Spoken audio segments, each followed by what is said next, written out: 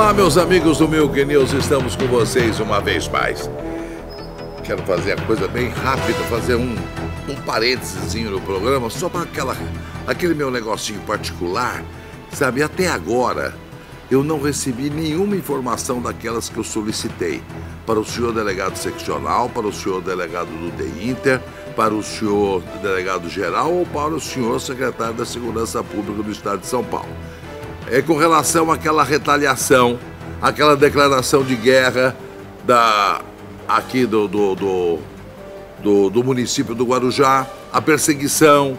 Agora teve uma novidade, disseram que a corregedoria, é bom que a corregedoria esteja nos ouvindo, vai chamar para ser ouvido o investigador que é meu amigo, sob a alegação de que ele teria prevaricado, porque no carro dele estava um parente meu que tinha um mandado de chamada PA. PA é pensão alimentícia. Nossa, uma gravidade, né? Que nem ele sabia, nem eu sabia e nem o próprio procurado, entre aspas, sabia também. Agora, é interessante, querem, nessa perseguição hedionda, prejudicar esse rapaz. Então eu vou depor na corregedoria, estou à disposição, porque esse mesmo parente meu, depois desse PA ter chegado na delegacia, esteve comigo na delegacia, porque ele tem função dentro da empresa jornalística e vai lá captar notícia, a função dele está na delegacia, e esteve na presença do delegado titular comigo. Então quem primeiro prevaricou foi o titular, e os outros todos prevaricaram, porque teve uma festinha, viu, secretário? É muito comum ter festinha lá, e nessa festinha em homenagem a alguém que teria sido promovido, ele estava junto com o titular, junto com todos os policiais ali. E segundo consta, já existia esse mandado lá. Então, se é pra pegar um, que pegue todos. Todos prevaricaram ali, tá bom? Então, isso é. Agora, eu tô aguardando uma resposta. O que mais me causa dor é que um amigo de mais de 35 anos, que é o delegado Aldo Galhano, que sempre se disse meu amigo, não deu a consideração de uma resposta até agora. Muito obrigado, doutor Aldo. Não tem problema nenhum. Eu sou chinês, eu espero a minha vez. Dito isso, vamos lá. O assunto do momento são os julgamentos, que está muito em moda. É o julgamento do Rugai, o julgamento hoje do Mércia, da Mércia, né? Do Misael Bispo, o ex-PM, hoje advogado, e também o do Bruno. O do Bruno, aquilo que nós estávamos dizendo, ele daqui a 3 ou 4 anos está na rua. Não, essa é a nossa legislação e é isso mesmo, tá?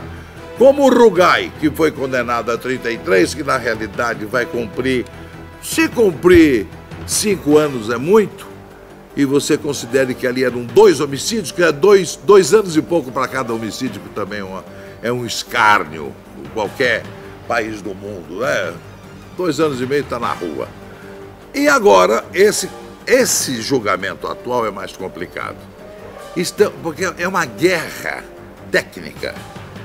Porque é laudo contra laudo. De um lado está um dos melhores delegados da polícia, que é o doutor Olim, meu amigo, inclusive. Fez um trabalho e ele está convencido de que o bispo foi o autor da morte. Pois bem, aí ele se municiou com as provas através da polícia científica. Mas, por outro lado, o bispo consegue, através dos seus advogados, os chamados contralaudos, outros laudos destruindo os primeiros laudos. Ele está firme na negativa. E ele tem o direito, muita gente está estranhando, ele, como advogado, pode sim advogar em causa própria. Ele vai fazer perguntas, ele vai poder transitar como se fosse advogado. Ele tem esse direito, a lei lhe concede isso. Então é um negócio que vai ser uma expectativa muito grande. Eu não acredito de uma pena muito alta, porque algumas provas, ao que eu estou sabendo, foram destruídas. Por exemplo, ele estava em tal lugar, na tal hora, não. Ele estava a 48 quilômetros de distância, segundo o GPS. Houve lá um erro.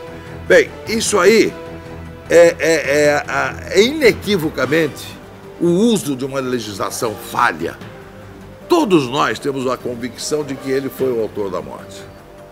Agora, não basta a convicção, temos que provar. E vai ser muito difícil isso. Aliás, eu quero até repetir, muita gente achou estranho, eu quero até repetir isso aqui, o comentário feito pelo eminente professor Miguel Reale com relação à reforma desse código. Eu não sei o que é pior, se é o código existente ou se é essa proposta de reforma que, segundo Miguel Reale, não sou eu, Miguel Reale, consegue ser pior do que ela existe. Artigo 349, isso parece 394 da reforma. Omissão de socorro para animal. A qualquer animal. Se você passa e encontra um animal em estado de perigo e não presta socorro a esse animal, sem, naturalmente, risco pessoal, sabe qual é a pena? De 1 a 4 anos para o animal. Agora, pelo novo código, omitindo socorro a criança extraviada, uma criança perdida, abandonada ou a uma pessoa ferida, sabe qual é a pena? 1 mês. Isso aqui é uma prova do que vem por aí. Agora me pergunto, quem é a comissão? É composta por quem? O Miguel Reale responde. A reforma é da comissão que ele chama Comissão Sarney. Foi o Sarney que indicou os membros da comissão para a reforma. Então, ele está legislando em casa própria. Ele quer um código que se molde às necessidades da família Sarney. Essa é a verdade. Está chegando aqui o quê? Ah, sim. Tem assunto chegando a todo instante, mas eu tenho aqui o seguinte. A Polícia Técnica de São Paulo, senhor secretário, eu não sei, eu não posso até dizer que tenha me arrependido, porque ainda não é o momento. Talvez eu venha me arrepender realmente. Eu fui contra, lutei muito, né, para a saída do antigo secretário. Agora, com muita esperança, o doutor Grela assume, muda alguns casos, a raia miúda continua a mesma, não estou vendo grande diferença, de seccional para baixo não muda nada, os índices estão aumentando tremendamente de criminalidade em todos os setores, mas vamos lá, vamos aguardando, vamos lá. Mas as coisas têm que começar a funcionar. Tem um caso aqui que me fala que a Polícia Técnica chega a levar 1 ano para concluir um laudo. 1 ano. Enquanto isso, esse inquérito fica praticamente parado na delegacia, aguardando a vinda do laudo. Daí vai para a justiça, na maioria das vezes prescreve, porque há o instrumento da prescrição. Então tem muita gente que está se livrando de malfeitos através da demora, principalmente da polícia científica. Bem, uma outra coisa que eu fui questionado da edição anterior com relação à construção dos presídios, e eu acompanhei uma entrevista do ministro Gilmar Mendes em que ele trazia alguns esclarecimentos com relação a isso. Quantos presídios agrícolas você conhece? Se tiver 1 ou 2 no Brasil.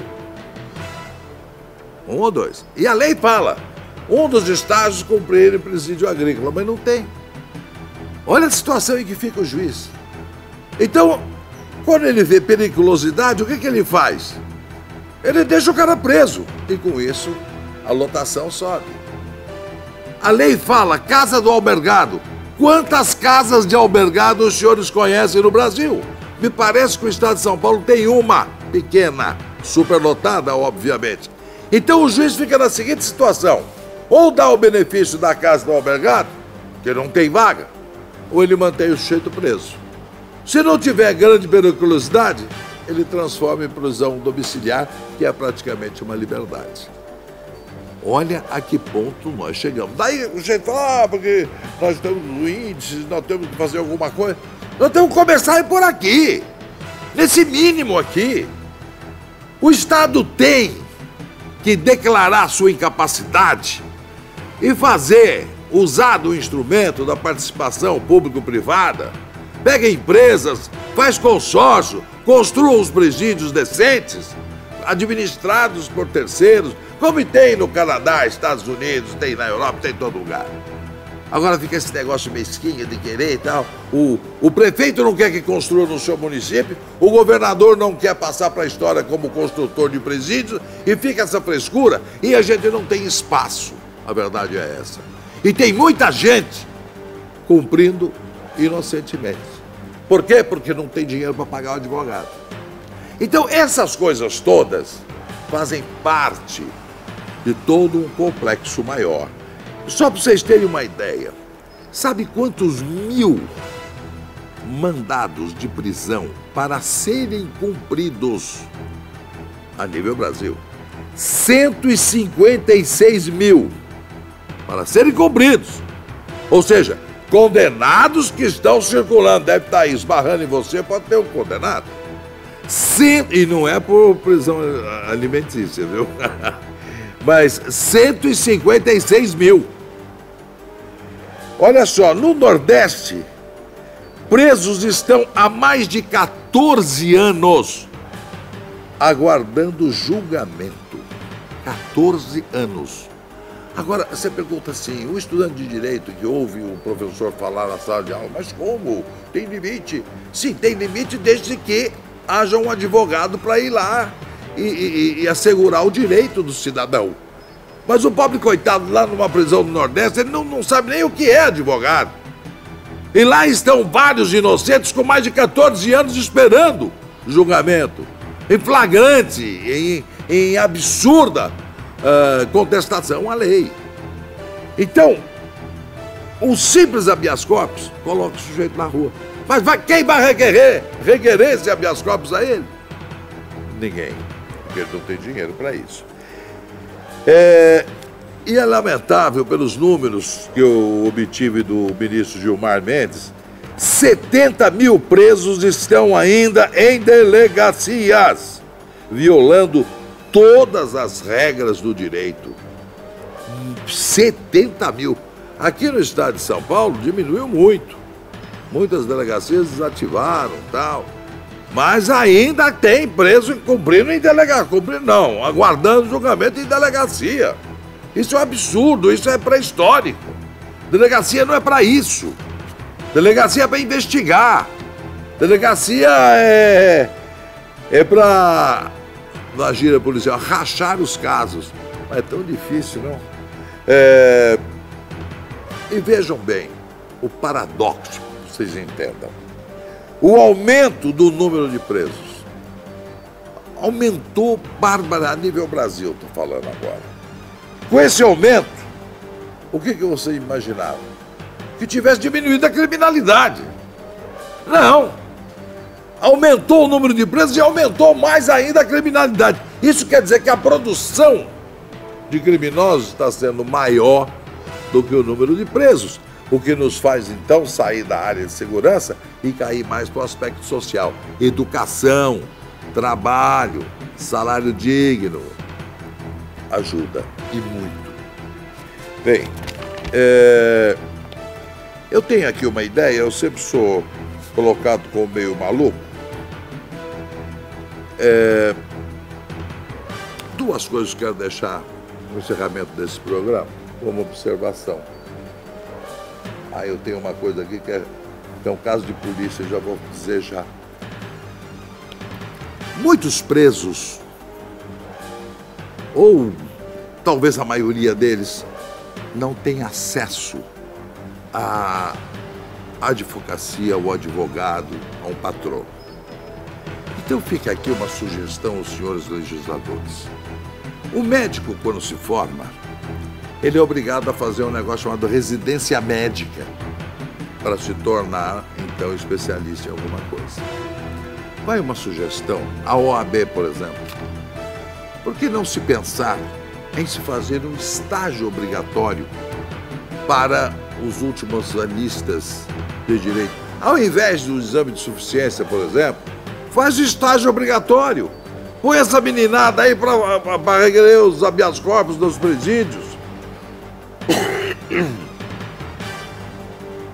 É um bicho de 7 cabeças? Estou falando algum absurdo? Em medicina existe isso. No direito poderia existir, sim. As ramadas têm a residência médica, essa seria a residência jurídica. Pelo menos 1 ano. Até que ele receba a sua carteira da OAB, ele vai na condição de preposto, estagiário, seja lá o...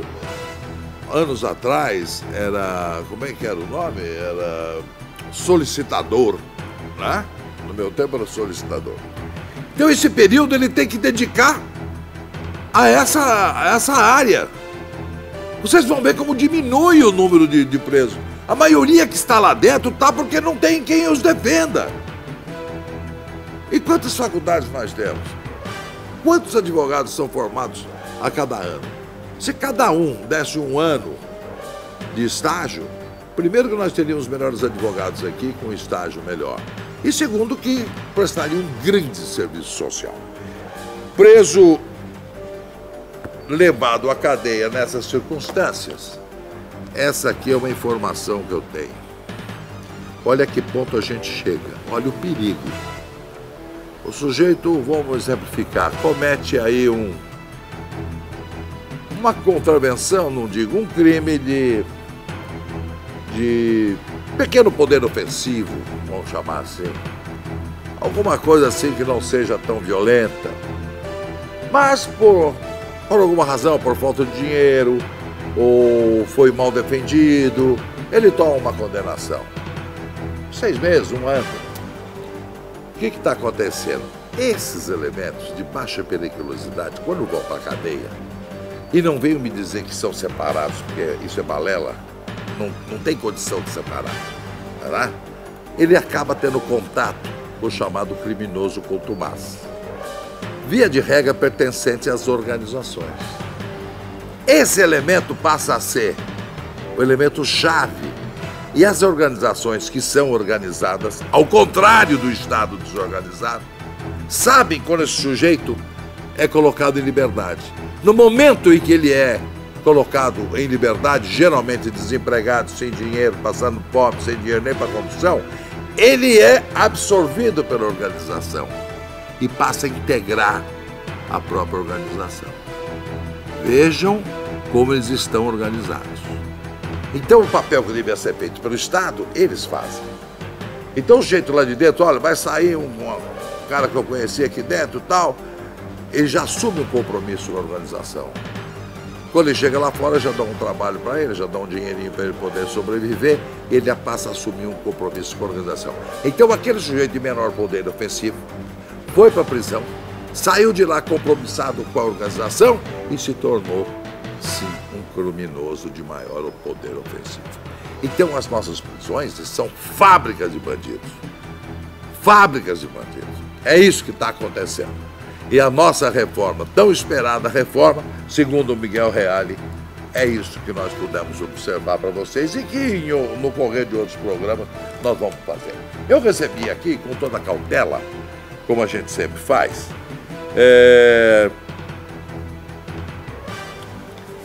eu tenho 2 coisas aqui. Uma que me pergunta como é que está a situação da empresa Controlar. Empresa Controlar é aquela da falcatrua de uma licitação feita na prefeitura para fazer aquele negócio do inspeção veicular. Lembra aquela maracutaia? Pois bem, essa dona Controlar, ninguém conseguia levantar o nome do sujeito dono, que depois ele caiu fora, mas na época ele era o dono. Então desafiaram, vocês não dão o nome. Então, para que não haja desafio, aqui está. Chama-se Ivan Pio de Azevedo. Ivan Pio de Azevedo. Era o dono da Controlar, que apresentou documentos falsos para vencer a licitação no tempo do senhor Kassab e que montou esta máquina de arrecadar dinheiro que explora você com essa inspeção veicular.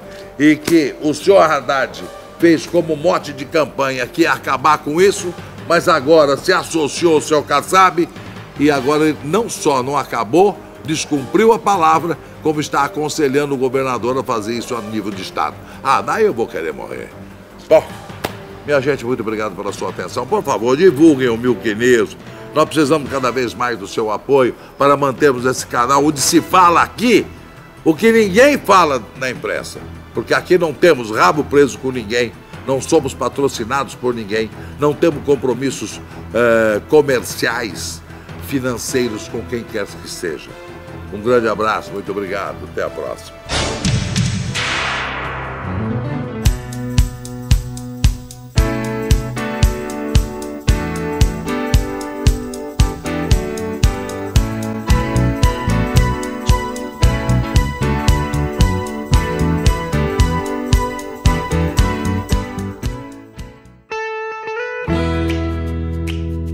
Olá, meus amigos. Muita gente me pergunta, quando vem aqui para o Guarujá, porque a gente já mora aqui há algum tempo, onde é que a gente come bem, onde é que a gente não é explorado, tal. O carnaval se aproxima, muita gente vai descer. Eu vou dar uma dica para vocês, é onde eu vou muito.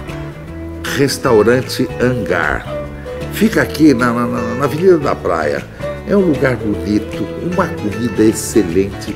E outra, essa é a grande vantagem. Ele não vai encarar você como turista a ser explorado. O preço é justo, comida de alta qualidade. Eu vou sempre lá. Restaurante Hangar. Você não vai esquecer. Hangar, onde guarda avião, né? É uma casa bonita na beira da praia. Na praia da Enseada, aqui no Guarujá. Tá bom? Experimente. Restaurante Hangar. Você vai gostar.